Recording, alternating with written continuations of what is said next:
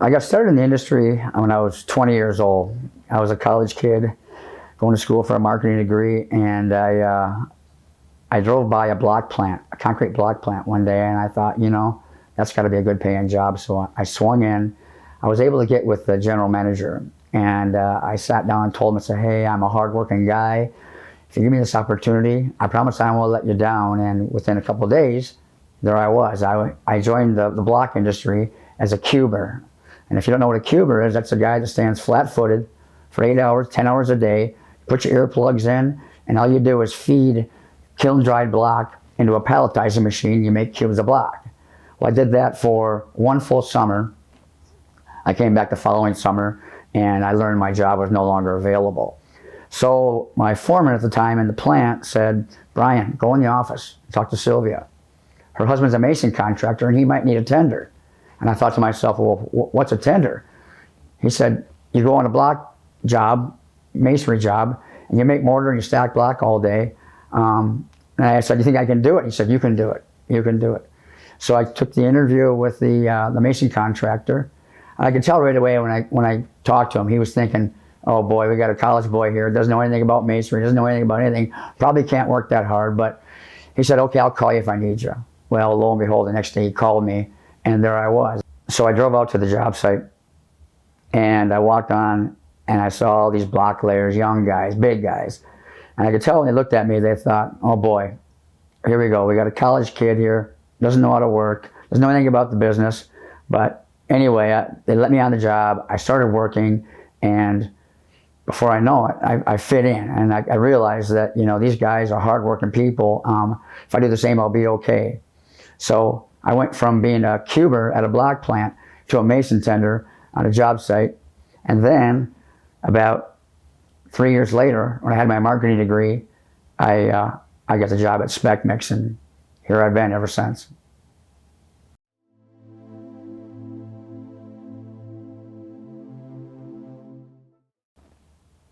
Where I got today is basically through a lot of hard work, of course, but mainly working with a lot of smart people, a lot of people that are passionate about the industry.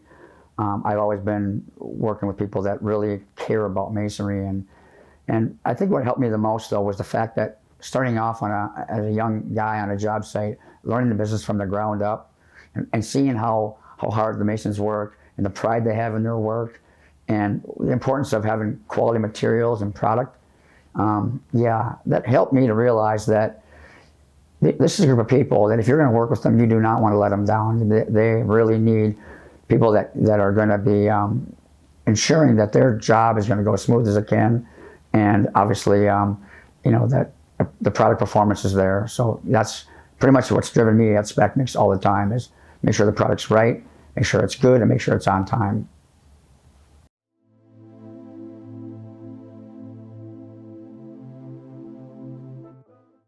I would say my biggest challenge was, you know, coming into this business without having any family history, no background. I came in very green. And when I joined SPEC, I had my background as a mason tender. I did that for 3 years, but that's about all I really knew about masonry. Well, here we are, we're trying to set up this SPEC operation, this program. We're trying to change an industry. And I'm going out there as a 25-year-old kid, not much experience. Yeah, I knew how to make mortar, but we're trying to go out and tell contractors how they should throw away their other way they made mortar with field mixing, shoveling sand and breaking bags, and then switch to a whole new system with a whole different cost structure in their mind. Yeah, it was challenging because here, like I said, I wanted to make sure that they understood how good it was for them, but I had to convince them. And not having that background and not having that knowledge of a mason, it was a bit of a challenge. But thankfully, stuck with it. I was able to listen a lot, hear what's important to them, and before you know it, more and more contractors started switching over, using SPEC, and it became a success basically in a relatively short period of time.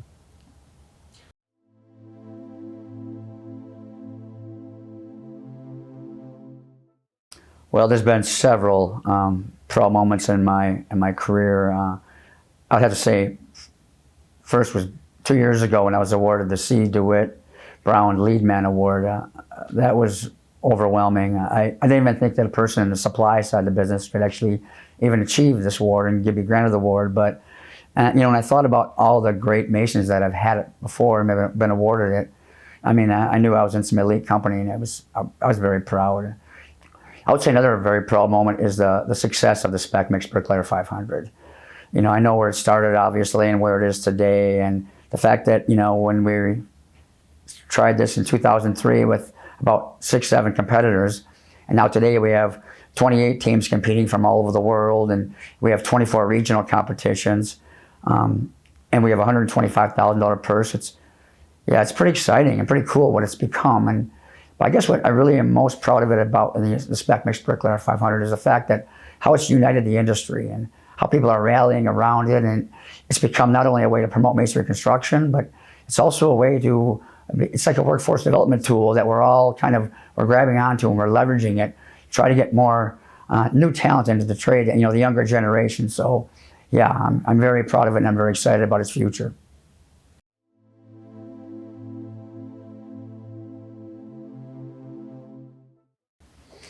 What would I tell my younger self? The piece of advice, definitely work hard, respect the people around you, listen.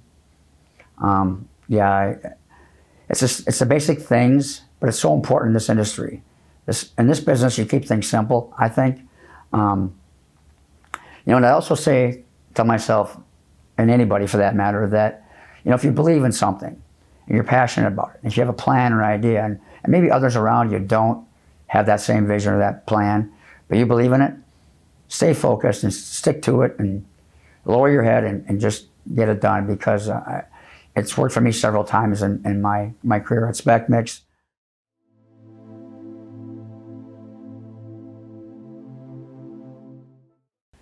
Clearly, the industry's biggest challenge is recharging the workforce and bringing new talent and energy and technology. You know, it's a big challenge, but I think that if we work together as an industry and everybody pitches in, and not just a handful of people, but we all pitch in, I think we can overcome it.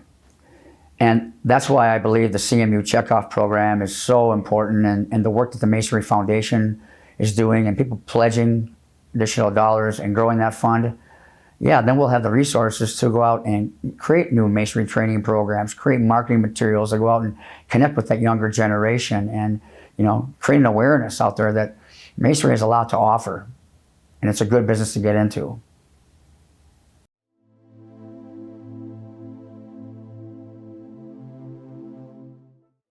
What I would tell the young people coming in is, first and foremost, come on in. You'll love it. It's a great industry. But when you come in, be ready to work hard. I say that over and over, and probably, you know, leave your ego at the door. There's no room for it in the masonry industry, right? These people are in this business. They're straightforward people. They want honesty, and above all, they want you to respect what they do every day. And that's one thing that really hit me hard when I came in, and it made me, I think, a lot better at what I do, because I did respect the trade, and I understand that what these people do every day gives them a real sense of pride, and you have to have that. You have to understand that to really be successful and be accepted.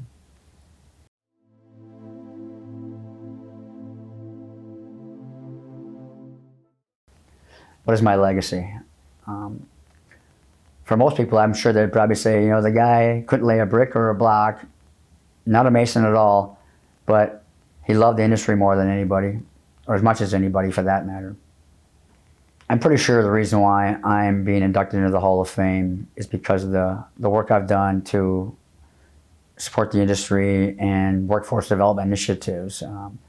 Ever since I got in this business in 1993, I've always had a focus on bringing new talent into the craft. It started with the Skills USA competition, when I went and saw the 50 kids competing for a competition to win their national title. But then I realized that they were all really there to start a whole new career and a whole new life, and that just moved me. And I hope that that's what I'm recognized for, is the work that I did to help create a better industry and a better work environment, and bring new people into the industry, people that love it.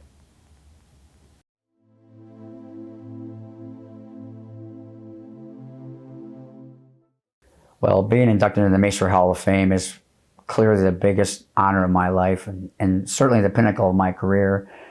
When I look at all the previous inductees and the people that came into the Hall of Fame before me, and I look at that list, and these are people that I've admired all my life, I've respected, and I've found a great sense of inspiration from. And so, yeah, it's a big honor. Obviously, I'm overwhelmed.